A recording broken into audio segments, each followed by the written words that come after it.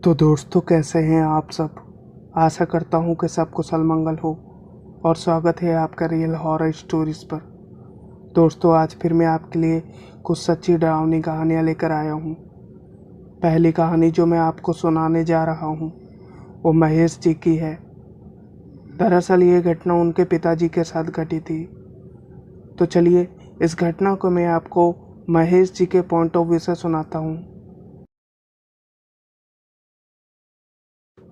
दोस्तों, जो मैं आपको घटना बताने जा रहा हूँ वो मेरे पापा के साथ घटी थी और ये बिल्कुल सच्ची घटना है। मेरे पापा ऑटो रिक्शा चलाते हैं और ऑटो रिक्शा चला के शाम को 4 बजे तक घर लौट आते हैं और फिर सुबह 10 बजे ऑटो निकाल कर शहर की तरफ चले जाते हैं। एक दिन मेरे पापा को घर आने में लेट हो गया तो मेरी मम्मी ने पापा को कॉल लगाया ये पूछने के लिए कि वो अभी कहाँ पर हैं। लेकिन मेरे पापा का फ़ोन स्विच ऑफ बता रहा था। मेरे पापा जब ऑटो लेकर घर की तरफ आ रहे थे तो उन्हें रास्ते पर एक औरत लेटी हुई दिखाई दी। उन्होंने ऑटो रोका और कई बार ऑटो का हॉर्न बजाया, लेकिन वो औरत उठी ही नहीं। फिर पापा ने ऑटो से बाहर निकलकर उसको आवाज़ दी, लेकिन वो फिर भी नहीं उठी। फिर मेरे पापा ने ऑटो जाकर उसके पास रोका और उसकी ओर बढ़ रहे थे तो वो औरत अचानक उठकर खड़ी हो गई और मेरे पापा की गर्दन की ओर देखने लगी। तभी पीछे से एक बाइक वाला आया और बोला, भाई साहब जल्दी आ जाओ पीछे। पापा ने बोला, पहले मैं इस औरत से निपट लूं। मेरे पापा ने फिर जब सामने देखा तो वो औरत उनसे काफ़ी दूर जा चुकी थी और वो वहीं पर खड़ी होकर उन्हें घूरे जा रही थी। फिर मेरे पापा पीछे उस आदमी की तरफ गए और बोले, क्या हुआ? तुम्हारी वजह से मैं इस औरत से निपट नहीं पाया। फिर उस आदमी ने कहा कि क्या तुमने उसके पैर देखे थे? वो एक चुड़ैल थी। उसके बाद मेरे पापा ने ऑटो चालू किया और तुरंत घर की तरफ आए। घर आकर मेरे पापा ने खाना खाया। खाना खाने के बाद वो बिस्तर पर लेटे लेटे यही सोच रहे थे कि वो औरत जो कि एक चुड़ैल थी, अगर मैं थोड़ी देर वहाँ और टिक जाता और वो आदमी नहीं आता तो मेरी तो जान ही चली जाती। उसके बाद मेरे पापा को बुखार भी आ गया था, लेकिन 1-2 दिनों बाद वो ठीक हो गए। वो जो चुड़ैल मेरे पापा के गले की तरफ देख रही थी वो हनुमान जी के लॉकेट को देख रही थी, क्योंकि मेरे पापा ने हनुमान जी का लॉकेट पहना हुआ था और उसी की वजह से वो चुड़ैल मेरे पापा के पास नहीं आई।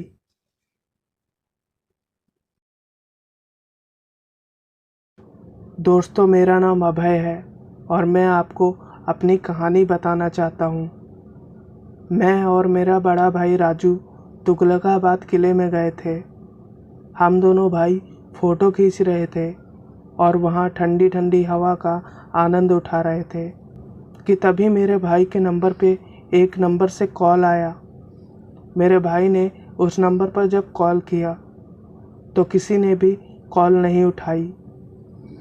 मैंने अपने भाई से बोला, छोड़ो ना, जिसको ज़रूरत होगी वो खुद कर लेगा दोबारा। मेरे भाई ने बोला, ठीक है। तो फिर मैं बोला कि चलो अब शाम हो गई है, घर को चलते हैं।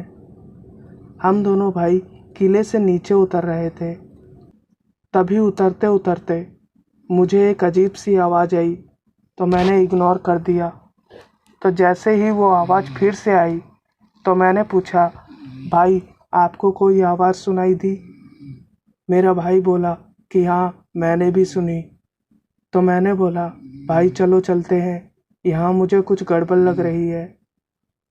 तो हम दोनों भाई नीचे उतर रहे थे डरते डरते।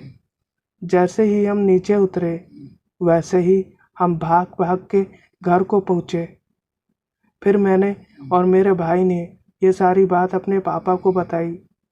पापा ने उसी टाइम डिसाइड कर लिया कि हम तीनों अब बालाजी मंदिर जाएंगे। मंदिर पहुंचते ही जैसे ही हम मंदिर के अंदर गए तो हम दोनों भाई एक झटके के कारण गिर गए। फिर पापा के साथ हम मंदिर में बहुत घूमे भी। पापा के साथ हम जैसे ही घर के लिए रवाना हुए तो पापा ने रास्ते में 2 ताबीज़ बनवा लिए और हमारे हाथों में बांध दिए और बोले, अब तुम दोनों कभी भी कहीं भी जाना तो कुछ भी नहीं होगा। फिर हम सब घर आ गए। दोस्तों, मेरा नाम रानी है और मैं मणिपुर में रहती हूँ। जब मैं 8 साल की थी तो मेरे साथ एक सच्ची पैरानॉर्मल घटना घटी थी। रात के करीब 11 बज रहे थे और मैं अपनी गुड़िया के साथ खेले जा रही थी। मम्मी मुझे आवाज़ दे रही थी, कह रही थी खाना खा ले, लेकिन मैं मम्मी की बात को इग्नोर कर रही थी। मैं उस गुड़िया को खेलने में इतना डूबी हुई थी कि मैंने खाना भी नहीं खाया और तब तक 11:30 बज चुके थे। मम्मी की भी पलकें झपक रही थी। तब उस डॉल की अचानक आंखें लाल हो गईं और वो डॉल मुझे लाल लाल आंखों से घूरे जा रही थी और हंसने भी लगी। मम्मी तब तक सो चुकी थी। तब मेरी आवाज़ भी निकल नहीं पा रही थी कि मैं मम्मी को कैसे बता पाऊँ कि वो गुड़िया मुझे लाल लाल आंखों से घूर रही है। तब मैंने मम्मी को ज़ोर से आवाज़ दी। तब तक वो डॉल बिल्कुल शांत और सिंपल हो चुकी थी। अगले ही दिन मम्मी को ये सारी घटना मैंने बताई तो उसी दिन मम्मी ने उसे जला दिया। अब मैं कभी भी गुड़िया के साथ नहीं खेलती। वैसे भी अब मैं बड़ी हो चुकी हूँ।